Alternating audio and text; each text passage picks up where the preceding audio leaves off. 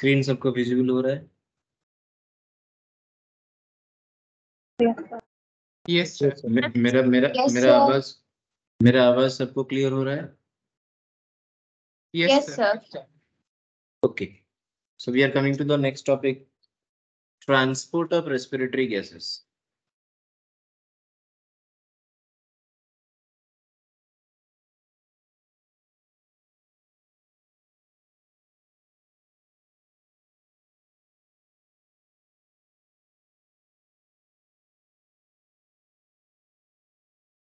So under the respiratory gases, you know that oxygen and carbon dioxide. So we'll start from the oxygen transport.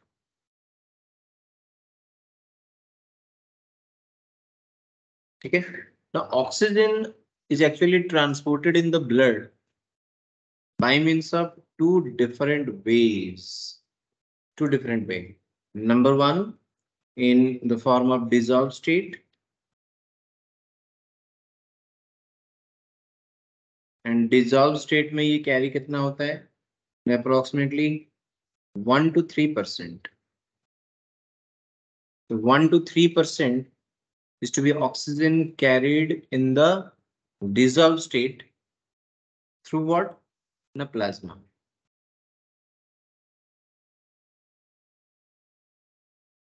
Okay, so in the form of dissolved state, 1 to 3% of oxygen carried through plasma, and the second is the highest, almost maximum, as oxyhemoglobin. As oxyhemoglobin form, it is to be carried 97 to 99% to the binding of hemoglobin, which is present in the RBC.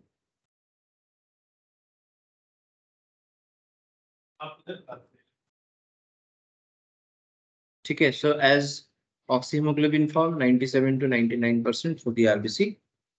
ठीक है, अभी हम लोग को देखना है कि haemoglobin का जो वेट है, जो परसेंटेज है, which is present in the that is blood. तो क्वेश्चंस यहाँ पे न्यूमेरिकल्स क्वेश्चंस आता है कि how much quantity of oxygen is to be carried in the oxygenated blood, through the deoxygenated blood, in 100 ml, in 1 liter blood, in entire blood. तो ऐसे कुछ calculated questions आता है, तो मैं वो आपको समझा देता हूँ. Haemoglobin present about 15 gram per 100 ml blood. Remember 100 ml blood में कितना हेमोग्लोबिन प्रेजेंट है? हम लोग टिश्यू चैप्टर में पढ़े थे. ब्लड टॉपिक में मैंने बताया था मेल फीमेल में वेरी करता है, but an average we are taking 15 gram of the hemoglobin present in the 100 ml of blood. And second point is 1 gram of hemoglobin combined with approximately 1.34 ml of oxygen. ठीक है, तो how much quantity of oxygen is to be carried by the 1 gram of hemoglobin? Only 1.34 ml. तो अगर इन दोनों को हम लोग अगर मल्टीप्लाई कर दें तो कितना निकल जाएगा ना? Amount of oxygen to be carried in the 100 ml of blood, and that is approximately 20 ml. So arterial blood मतलब क्या है ना? The blood which is present in the artery, which is maximum what ना? Oxygenated blood. So the arterial blood, which is a oxygenated blood, that carries about 20 ml O2 per 100 ml blood. ये relation आपको समझ में आ गया होगा मेरे हिसाब से. हम लोग को जस्ट सिंपली इन दोनों को मल्टीप्लाई करना है, so that we'll get the amount of oxygen to be carried in the 100 ml of blood. Now next point, under normal condition, मैं ये डायग्रामेटिकली आपको एक्सप्लेन कर देता हूँ तो आप लोग को ये और भी ज्यादा क्लियर हो जाएगा ताकि कोई प्रॉब्लम ना रहे. मान लेते हैं suppose to be This is lungs. And this is supposed to be the tissue. And here, from lungs to tissue, and from tissue to lungs. If it is from lungs to tissue, then it is called as what? No, oxygenated blood.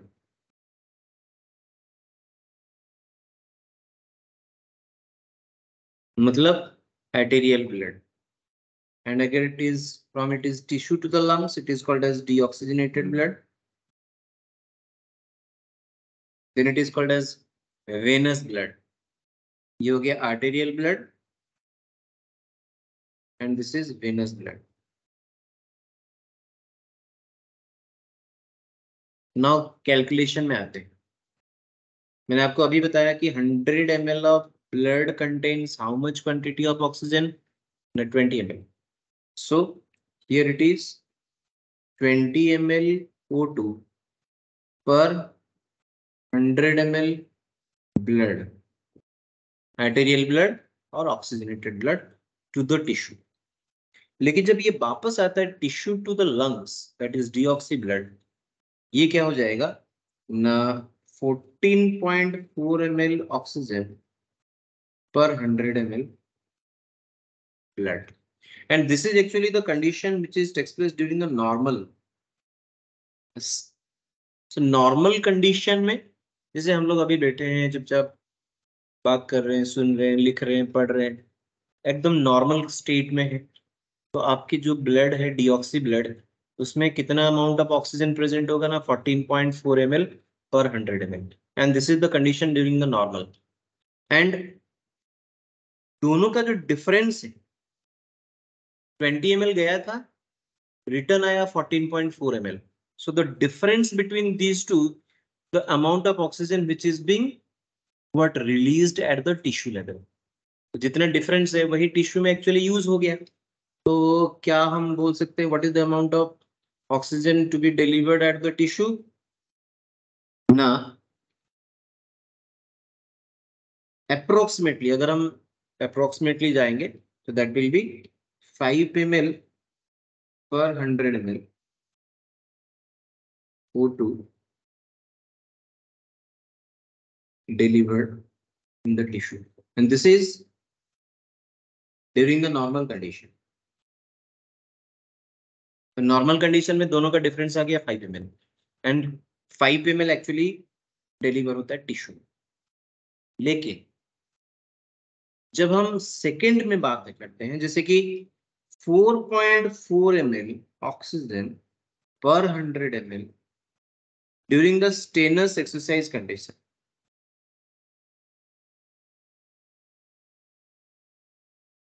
हम लोग जब exercise करते हैं तो body का जो requirement है वो बढ़ जाता है.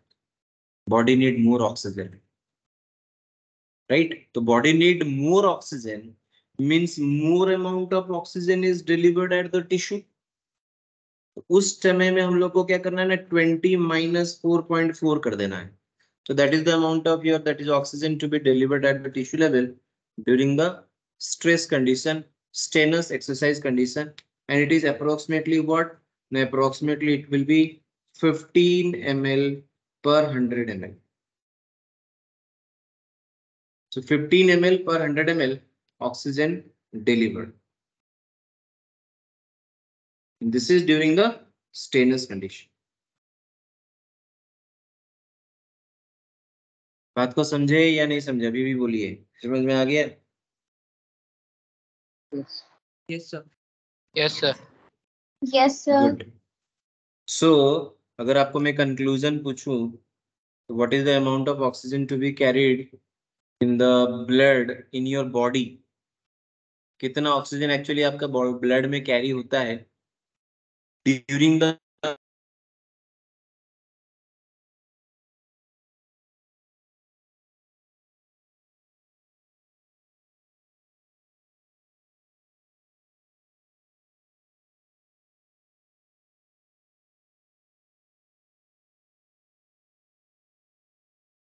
सुनाई दे रहा है सबको? No sir. Yes sir. तो जितना एक्चुअली क्या हो रहा है ना बॉडी में यूज हो रहा है उतना ही एक्चुअली क्या होगा ना कैरी होगा। तो नॉर्मल कंडीशन में कितना कैरी हो रहा है एंड स्टेनस कंडीशन में कितना कैरी हो रहा है। So this is actually the important जो कि एनसीईआरटी के लाइन में लिखा है, very very important. So under normal condition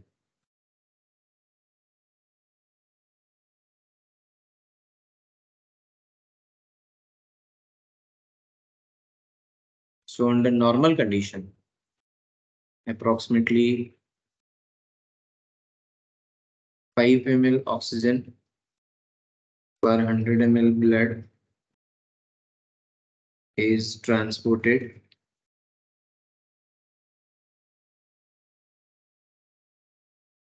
whereas under strenuous condition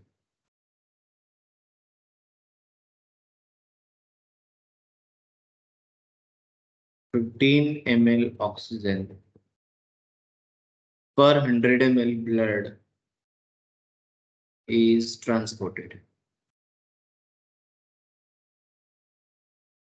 ठीक है, तो ये जो क्वेश्चन है ये हमने सिर्फ आपको दिया है per 100 ml that to be normal condition. तो 1 लीटर में कितना हो जाएगा ना 50 ml। तो आपके ब्लड में देगा सपोज टू बी आपकी बॉडी में 7 लीटर ब्लड है या 6.8 लीटर ब्लड है या 8 लीटर ब्लड है, तो उसके हिसाब के आपको कैलकुलेट करना है। ये है numerical questions and stannous condition में दैट विल बी 15 ml पर ऑक्सीजन ml ऑफ ऑक्सीजन पर 100 ml। आपको समझ में आ गया, क्वेश्चन बना सकते हैं, कोई दिक्कत नहीं होगा।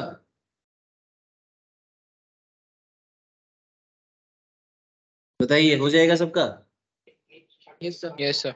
Yes sir. तो यहाँ से क्वेश्चन बहुत ही नॉर्मल रहता है, आई होप आप लोग कर पाएंगे, कोई दिक्कत नहीं है।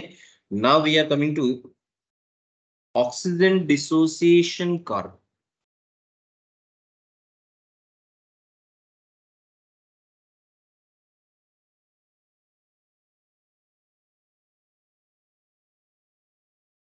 Oxygen dissociation curve ODC and normal ODC जो है दैट इज सिग्मॉइड।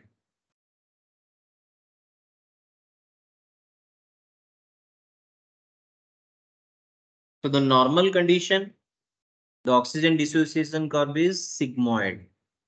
ये याद रखिए हमेशा, नॉर्मली हमेशा सिग्मॉइड होता है। तो फिर जो फ्लक्चुएशन होगा या तो राइट साइड टर्न होगा या तो लेफ्ट साइड टर्न होगा, उसके हिसाब से कंडीशंस वैरी करेगा। I will discuss.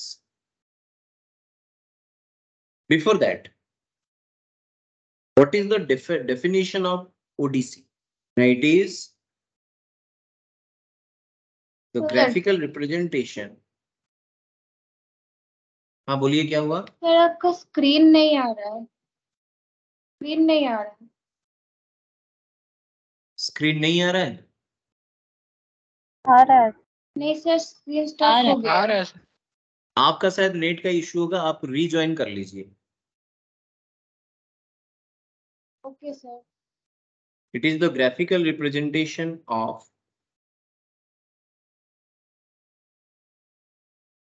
a relationship between partial pressure of oxygen, that is PO2, and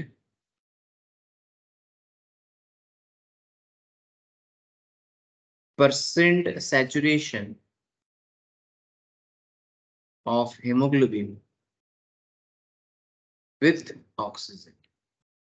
ये है उसका डेफिनेशन कि हम लोग एक्चुअली ओडीसी में क्या पढ़ने वाले हैं। What kind of relation we are going to discuss here in the ODC?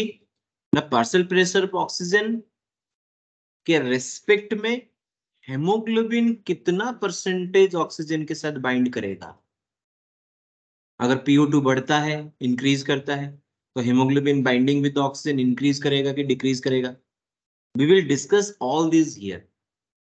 ठीक है, सो उसको समझने के लिए आपको एक चीज आपको समझना पड़ेगा कि मान लेते हैं suppose to be this is haemoglobin and haemoglobin which is present in the RBC has the affinity towards oxygen, towards monoxide, towards dioxide, towards H plus ion, and towards DPG, that is diphosphoglyceric acid or glycerate. तो haemoglobin oxygen के साथ भी bind कर सकता है, carbon monoxide, carbon dioxide, hydrogen ion सबके साथ bind कर सकता है। जैसे कि मैं दाल, चावल, रोटी, मिठाई, रसगुल्ला सब कुछ खा सकता हूँ, लेकिन मुझे सबसे ज्यादा कौन सा अच्छा लगता है, ये है deciding factor. So how the haemoglobin is more affinity towards oxygen है कि हेमोग्लोबिन का एफिनिटी टुवर्ड्स मोनोक्साइड ज्यादा है कि डाइऑक्साइड ज्यादा है, तो उसके रेस्पेक्ट में हम लोग ओडीसी देखेंगे। So for example we are discussing here the affinity of haemoglobin. The affinity of hemoglobin towards monoxide, towards dioxide, towards H plus ion, towards DPG or biphosphoglycerate or BPG, and also towards oxygen.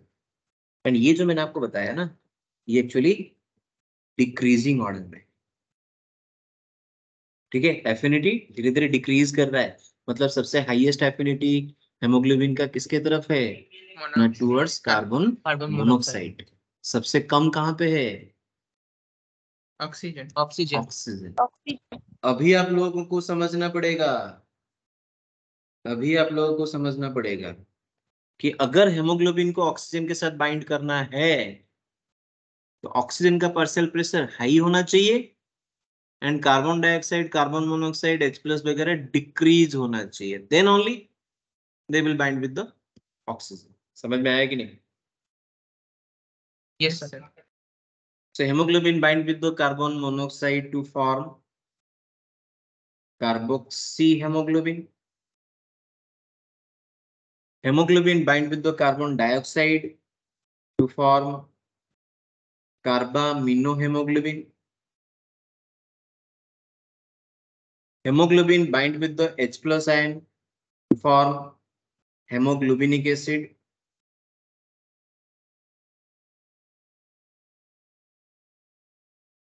And the last, hemoglobin bind with the oxygen to form oxyhemoglobin. ऐसा कोई नाम नहीं है जो DPG के साथ bind करे, उसका नाम कुछ नहीं है, इसलिए मैं इसको स्किप किया। तो दीज आर द, एंड सबसे ज्यादा स्टेबल कंपाउंड कौन है इनमें से, ना कार्बोक्सी हेमोग्लोबिन सबसे स्टेबल कंपाउंड है, एंड सबसे अनस्टेबल कौन है, ऑक्सी हेमोग्लोबिन। आप अंदाजा लगाइए कि अगर हेमोग्लोबिन को ऑक्सीजन के साथ बाइंड करके ऑक्सी हेमोग्लोबिन फॉर्म करना है तो स्टेबल कंपाउंड कार्बोक्सी हेमोग्लोबिन बनना नहीं चाहिए। अगर कार्बन मोनोक्साइड प्रेजेंट है एंड ऑक्सीजन भी प्रेजेंट है तो haemoglobin will bind with first monoxide और विथ ऑक्सीजन, मोनोक्साइड। अब मोनोक्साइड के साथ बाइंड कर जाएगा तो कार्बोक्सी हेमोग्लोबिन बन जाएगा, and carboxy haemoglobin stable compound है, तो हेमोग्लोबिन ऑक्सीजन के साथ बाइंड नहीं करेगा। एंड ये जो ऑक्सी कार्बोक्सी हेमोग्लोबिन आपको देख रहे हैं ना, ये एक्चुअली पॉइजन है, एंड इसी वजह से सफोकेशन के वजह से डेथ हो जाता है if the air contain more carbon monoxide. Although air contains oxygen, oxygen air में प्रेजेंट है, still if the carbon monoxide is there, the hemoglobin will first preferentially to be bind with the monoxide to form the stable compound carboxy and leads to the suffocation and leads to death.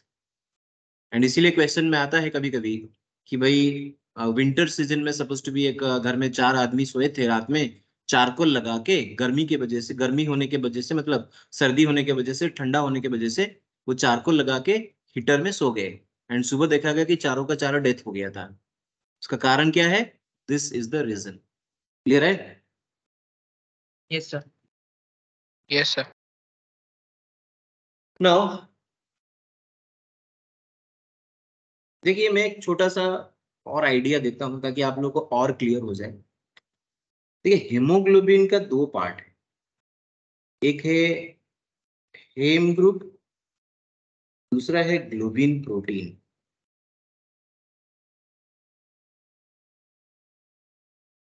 तो हेम क्या है ना, iron containing and globin हो गया protein.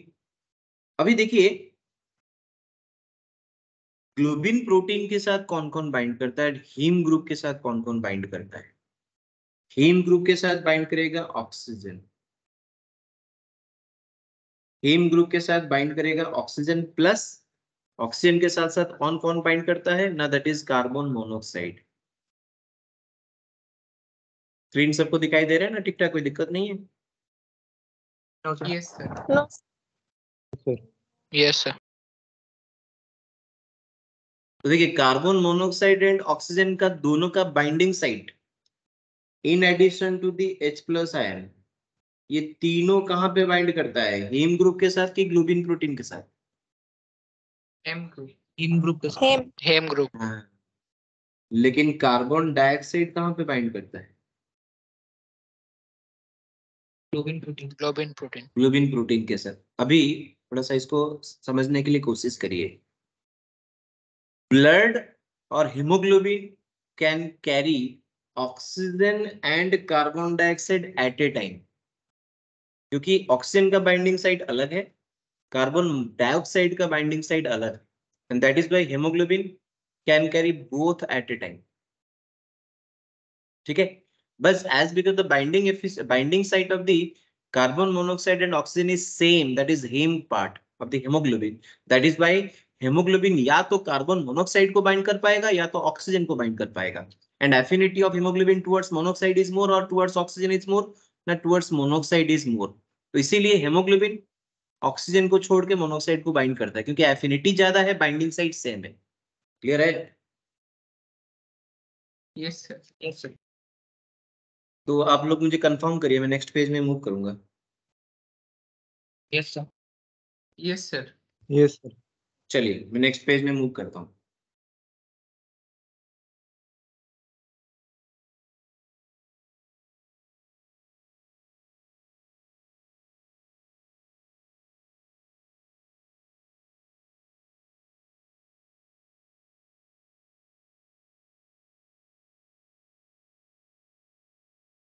अभी मैं oxygen dissociation curve बना रहा हूँ, इसीलिए मैंने एक ग्रिड पेपर लिया है, ग्राफ का पेपर लिया है, ताकि आपको समझा सकूं मैं easily.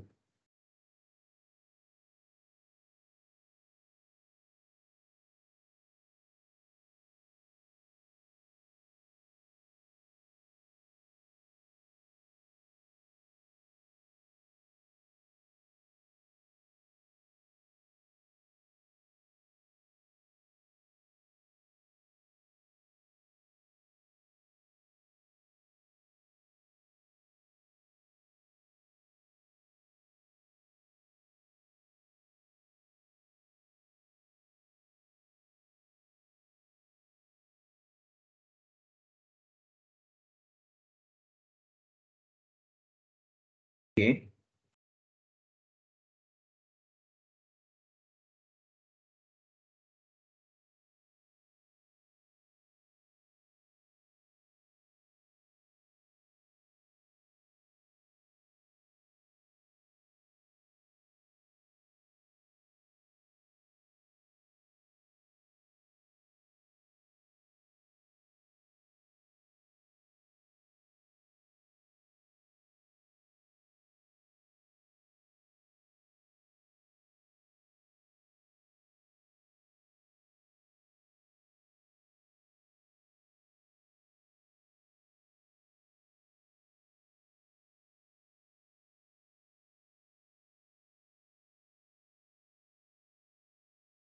Now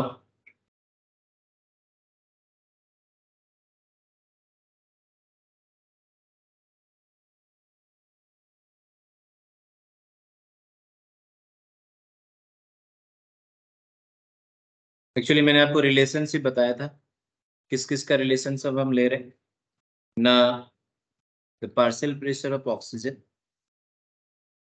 and the saturation of haemoglobin with oxygen. तो partial pressure of oxygen suppose to हम मान लेते हैं ये हो जाएगा PO2, that is partial pressure of oxygen, and इस साइड में हो जाएगा आपका कौन सा ना, saturation of haemoglobin.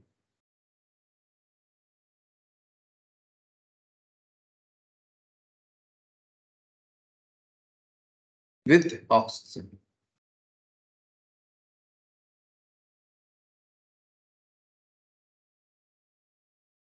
Now first, 35% saturation will be occurs when the partial pressure of oxygen is 20. तो मान लेते हैं ये वाला. When the partial pressure is 20, saturation कितना होगा? ना 20%, like this.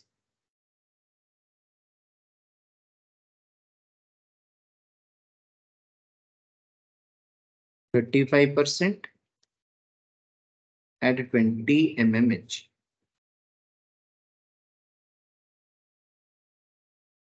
ये हो गया. Likewise, 75% at 40 mmHg.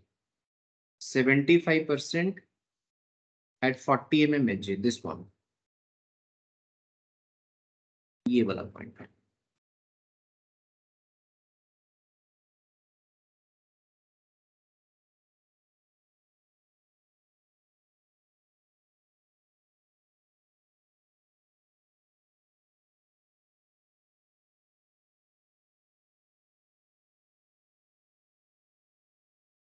Next, 90% at 60 mmHg. ये वाली.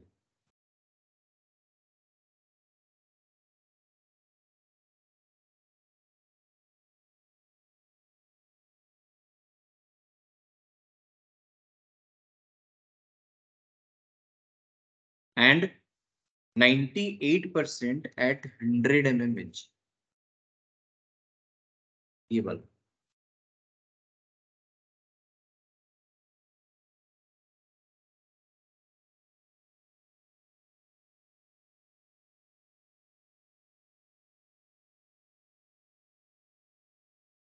अगर ये चारों पॉइंट को आप ऐड करेंगे ना, ग्राफ में रिप्रेजेंट करेंगे, so that will be what?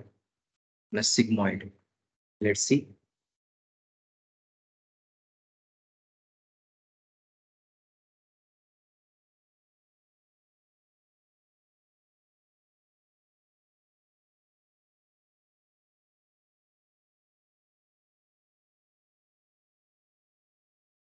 दिखाई दिया सबको?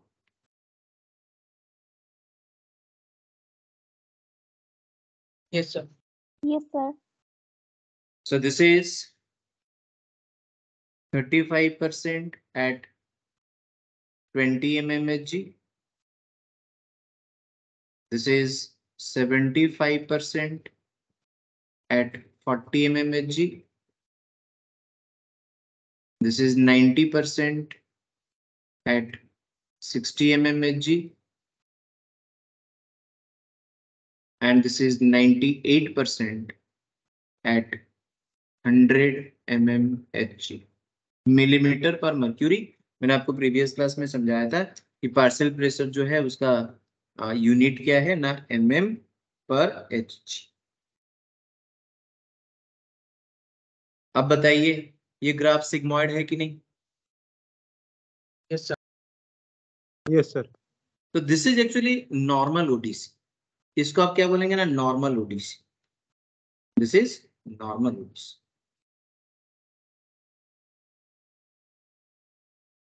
Which is sigmoid.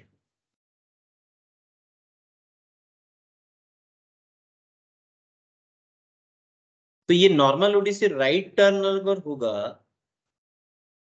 एंड अगर लेफ्ट टर्न होगा. अब यहाँ पे एक चीज मैं बोल देता हूं ताकि आप लोगों को आइडिया रहे. इस ग्राफ को अगर आपने परफेक्ट किया है तो 50% सैचुरेशन, मतलब this one,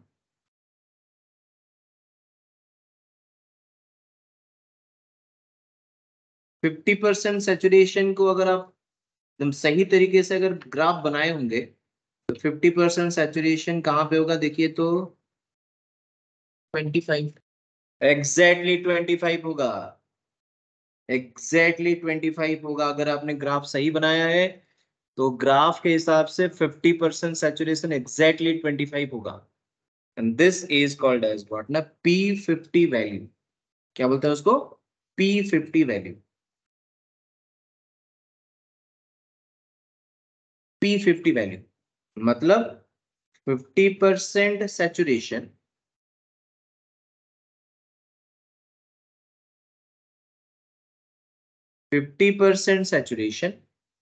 of hemoglobin,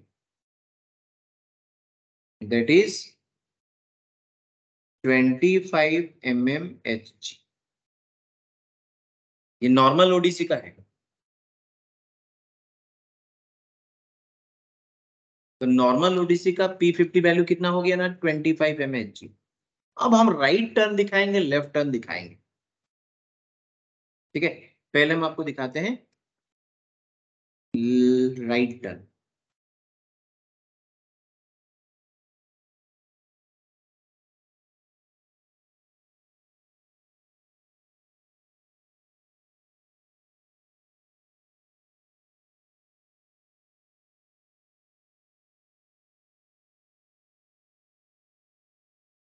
and ये हो गया लेफ्ट टर्न।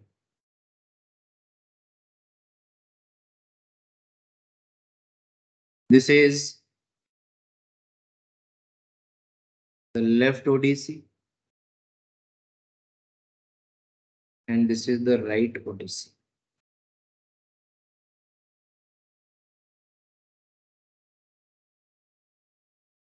अब दोनों का हम कैलकुलेट करते हैं P50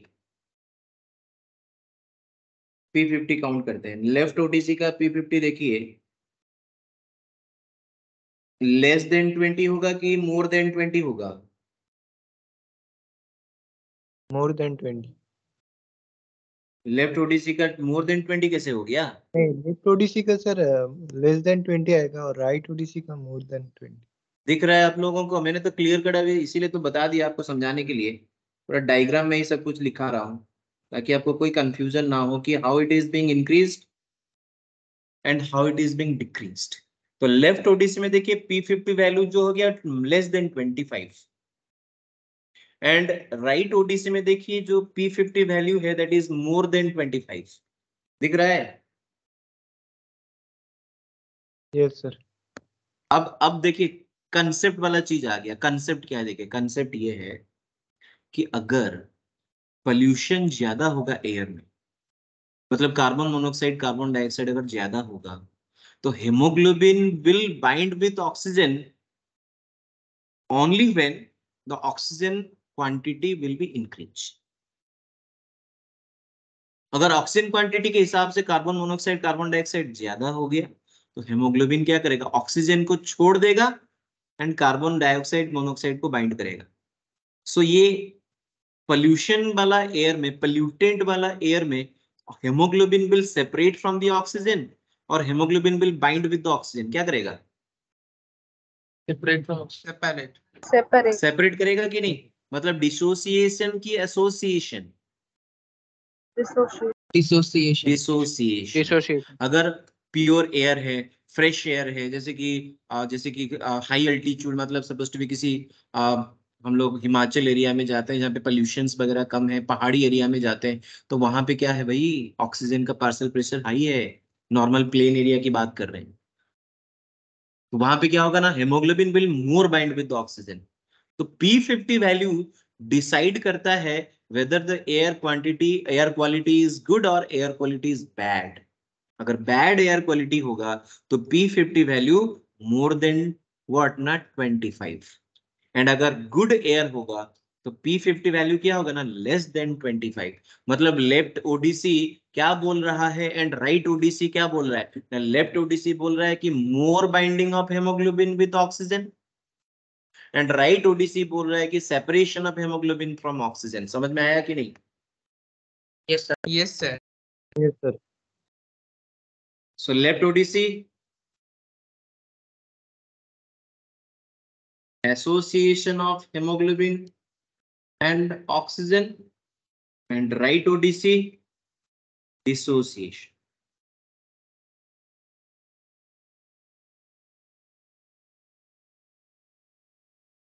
आप समझे? नॉर्मल ओडीसी जब मैंने बताया था वो एक नॉर्मल वाला एयर का कंडीशंस मैंने बताया था। अगर उस नॉर्मल से अच्छा होगा एयर तो लेफ्ट शिफ्ट हो जाएगा ओडीसी, एंड अगर नॉर्मल एयर क्वालिटी से अगर बैड क्वालिटी हो गया then that normal ODC will be shift towards right. बात को समझे या नहीं समझे? Understood, sir. So right turn ODC and left turn ODC. So right turn ODC means increased P50 value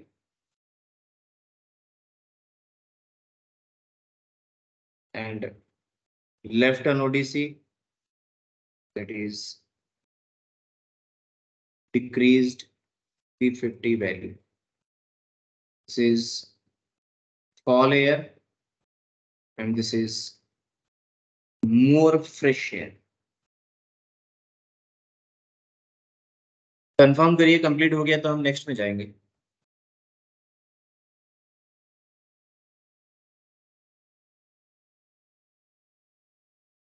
Done, sir. सबका complete है क्या? Sir, 1 minute. So please wait.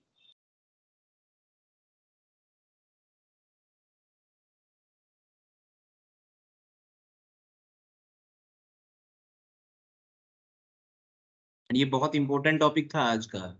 ये जो मिस किया है क्लास, जो नहीं करेगा तो बहुत प्रॉब्लम में फंसने वाला है आगे. नेक्स्ट क्लास में तो बिल्कुल समझ में नहीं आएगा, क्योंकि इसको रिलेट करके हम बताने वाले हैं बाकी सब कुछ.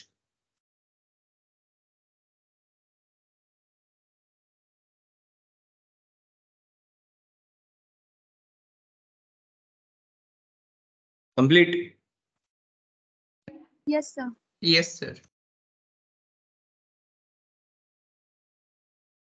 तो नेक्स्ट हम आते हैं factors affecting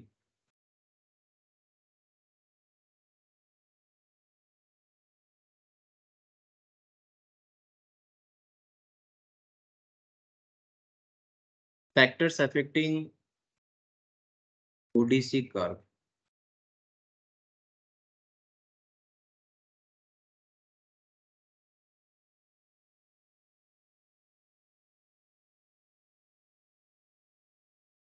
factors affecting ODC curve. See already मैं बता दिया हूं, थोड़ा बहुत खाली लिखने से आपको समझ में आ जाएगा.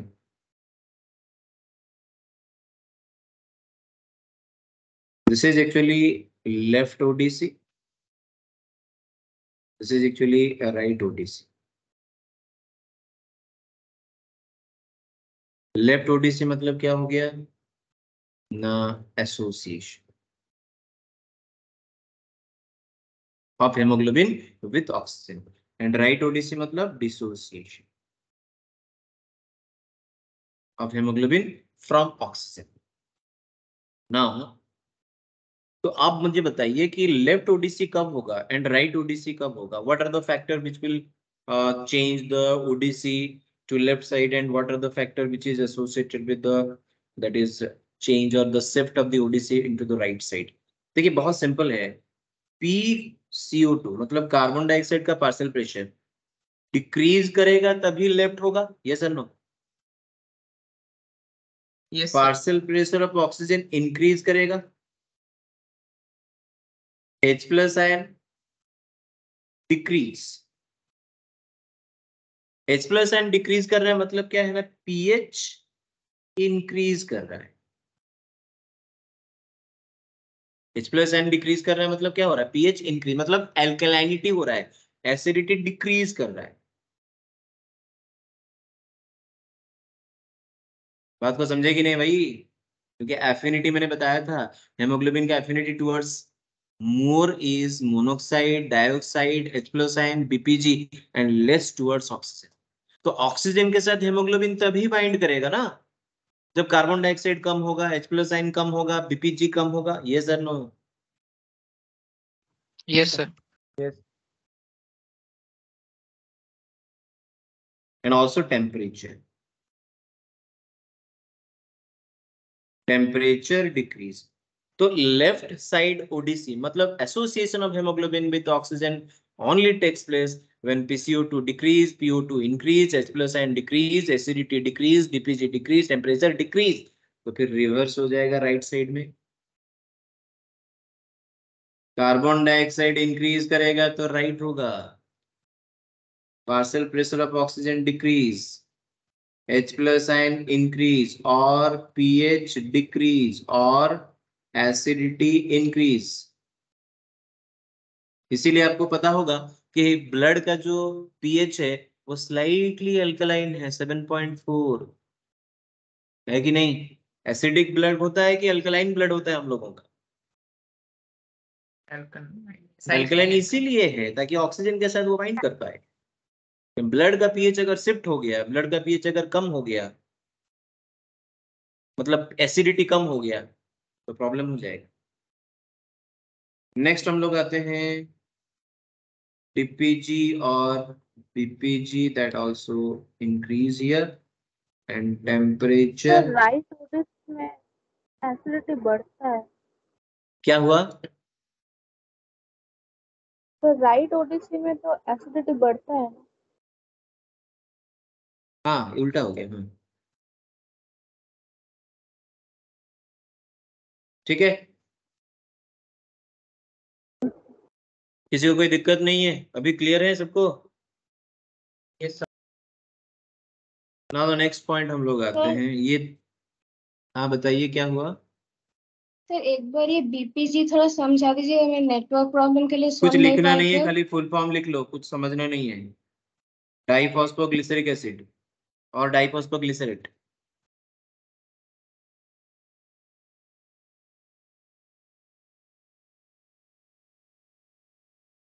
डाइफॉस्फोग्लिसरेट और बाइफॉस्फोग्लिसरेट। सो हम लोग नेक्स्ट में आते हैं foetal haemoglobin.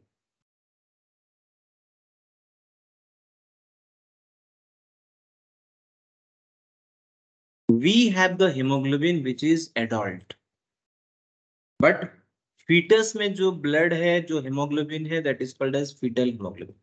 Now the point is what? कि HbA, A stands for what? ना adult, आप इसको HbA लिख सकते हैं, A stands for adult।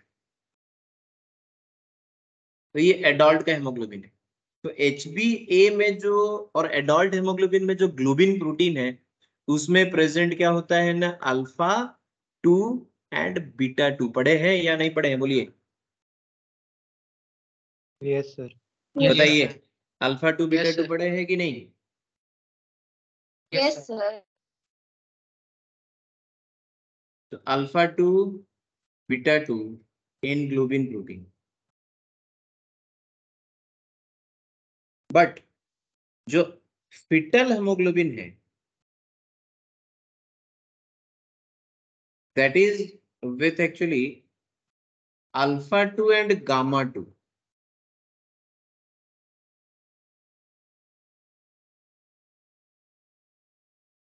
अभी क्वेश्चन देखिए, क्वेश्चन ये है कि जो फिटल हेमोग्लोबिन है जिसमें अल्फा 2 एंड गामा 2 कॉम्बिनेशन है, that will bind 30% less to BPG. ये है टर्निंग पॉइंट।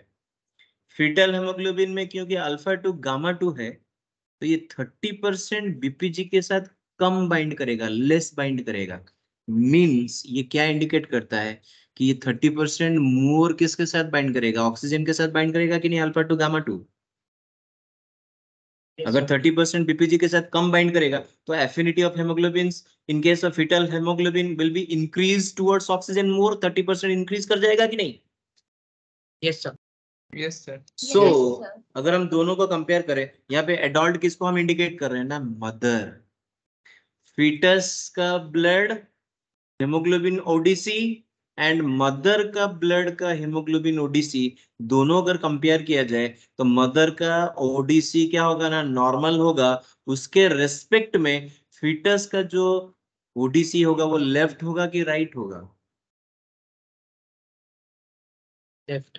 लेफ्ट। लेफ्ट होगा ना, क्योंकि 30% more they will bind with oxygen, 30% less BPG means 30% more to oxygen. इसीलिए maternal ODC is right, whereas fetal ODC is left. ये है question. Clear है?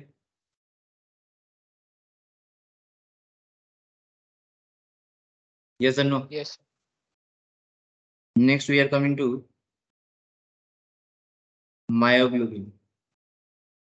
आप लोग शायद मसल्स में पढ़े होंगे, मायोग्लोबिन याद होगा। Modified haemoglobin is called as myoglobin, याद है? Yes, sir. Yes, sir. Yes.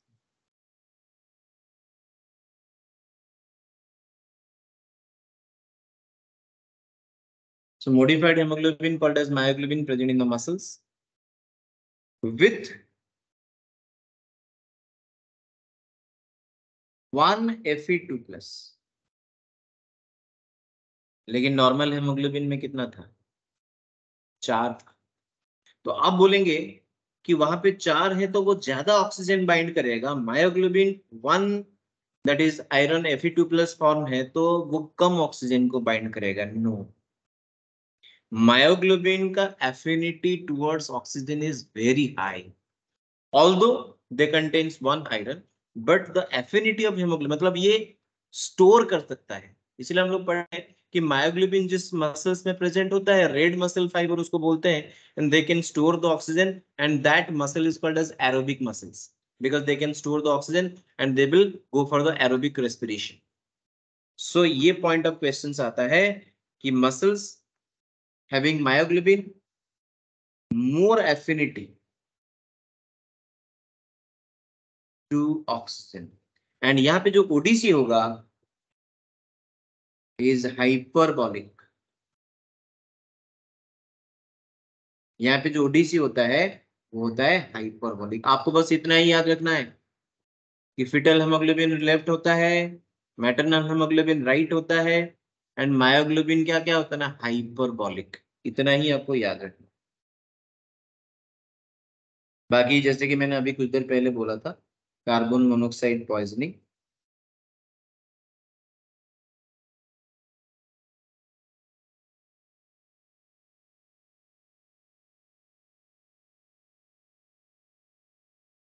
Carbon monoxide poisoning मैंने आपको बोला था अभी कुछ देर पहले ना, that is carbon monoxide, that is binds with hemoglobin approximately 250 times faster than oxygen। अब इसी पॉइंट से अंदाजा लगाइए कि हेमोग्लोबिन का एफिनिटी कितना ज्यादा है टुवर्ड्स मोनोऑक्साइड। ठीक है, and that is by haemoglobin very fastly bind with monoxide to form carboxy haemoglobin. And मैंने आपको बोला था कार्बोक्सी हेमोग्लोबिन क्या है, स्टेबल कंपाउंड है कि अनस्टेबल है? Stable. And that is Stable. Called as poison. ये बॉडी के लिए पॉइजन है, that is why it is called as carbon monoxide poisoning. वो आप लोगों को यहाँ तक समझ में आया होगा।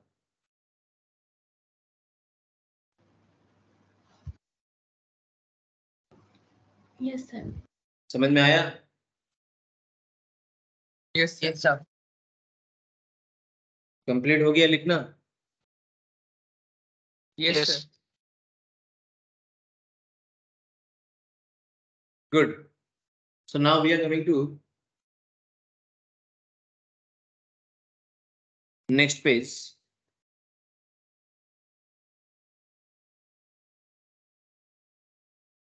SARS। SARS का फुल फॉर्म क्या है? Severe acute respiratory system. Very good. Severe acute respiratory syndrome।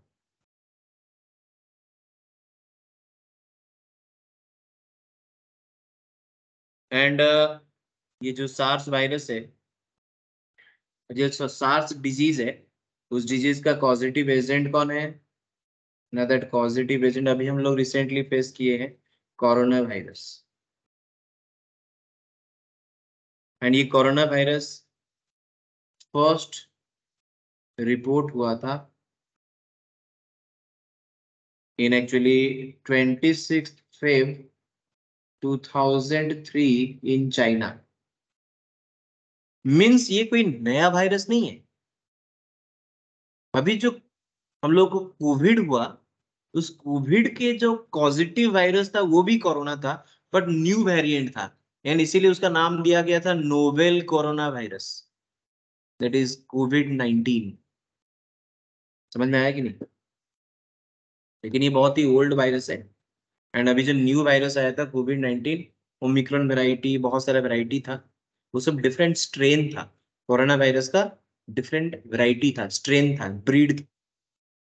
Okay, सो ये मोस्टली किसको अटैक करता है? लंग्स को अफेक्ट करता है, and that is why the patient will severely affected with the respiratory problem. Now the next point is cyanosis.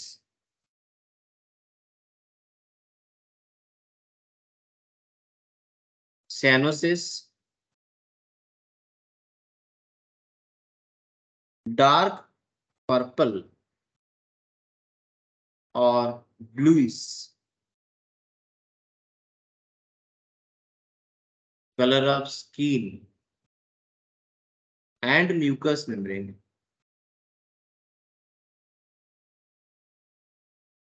due to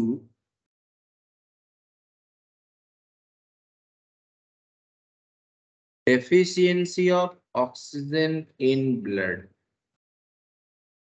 मतलब आपको याद क्या रखना कि cyanosis का कॉज क्या है ना? deficiency of oxygen in the blood is called as cyanosis. The blood become deficient with oxygen leads to the skin and mucous membrane becomes dark purple or bluish color. And second is related है cyanosis के साथ, and that is hypoxia. Hypoxia, it is actually the shortage of oxygen in the tissue. अगर oxygen shortage हो गया blood में, then it is called as cyanosis, and if it is shortage of the oxygen in the tissue, then it is called as hypoxia.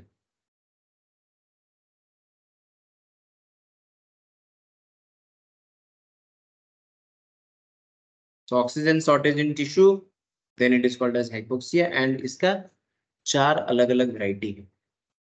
एक है anaemic hypoxia. Anaemic hypoxia में क्या होगा ना? Reduced haemoglobin. अगर हेमोग्लोबिन कम हो गया तो ऑक्सीजन का शॉर्टेज तो होगा ही टिश्यू में, है कि नहीं? एनीमिया क्या है ना? Reduced amount of haemoglobin, reduced amount of what ना RBC in the blood is called as anaemia. So यहाँ पे कॉज क्या है ना? ड्यू टू व्हाट ना? Reduced haemoglobin.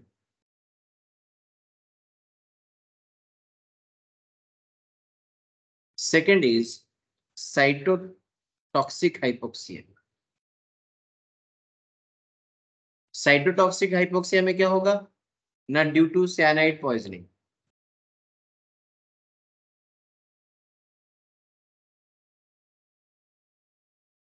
साइनाइड जो हम लोग पढ़े थे बायोमोलिक्यूल चैप्टर में, cyanide is binding with the cytochrome oxidase irreversibly, non competitive inhibition. तो माइटोकॉन्ड्रिया का जो एटीपी प्रोडक्शन कैपेसिटी है धीरे धीरे डिक्रीज करेगा and leads to death, and this is leads to the oxygen shortage and called as cytotoxic hypoxia. Number 3 is stagnant hypoxia. Stagnant मतलब constant, stagnant मतलब वो जो मूवमेंट है वो स्टॉप कर जाएगा, मूवमेंट जो है वो बंद हो जाएगा, एक जगह पे कांस्टेंट रह जाएगा। तो ब्लड का जो फ्लो है, ब्लड का जो स्पीड है, ब्लड का जो मूवमेंट है वो स्लो हो जाएगा। And who actually maintain the speed of the blood, who pump the blood ना? हार्ट। तो हार्ट का एक्टिविटी अगर रिड्यूस किया, ब्लड का जो मूवमेंट है वो भी स्लो हो जाएगा, एंड ब्लड का मूवमेंट अगर स्लो हो गया तो oxygen carrying capacity and availability of oxygen in the tissue is also decreased. Yes और no? Yes, sir. Yes, sir. So due to heart failure or reduced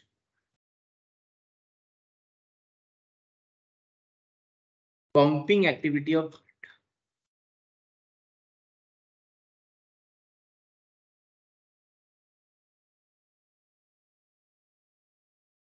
And the last number 4, hypoxic hypoxia.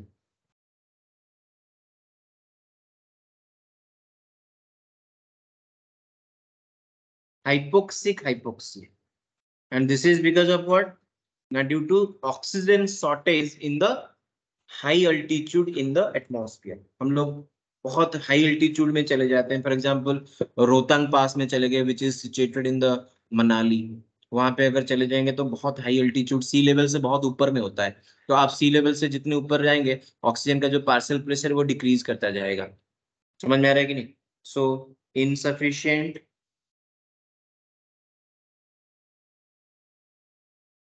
oxygen in air at high altitude.